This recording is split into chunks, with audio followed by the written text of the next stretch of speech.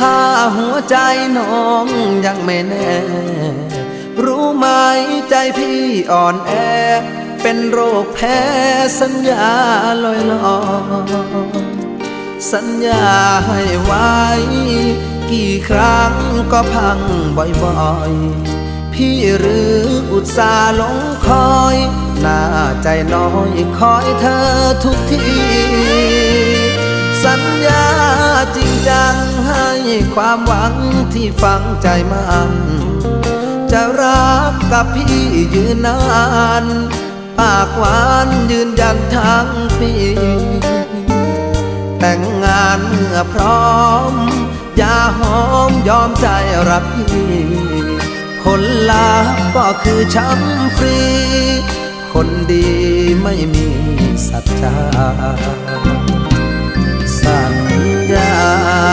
เอ่ยมาแล้วก็ลาจากเหลือไว้เพียงซากกาบคำหวานบั่นทอนชีวาเห็นเธอดีจากแทบไม่อยากจะเชื่อสายตาพี่เสียดายเวลาที่คอยหาแล้วมาเป็น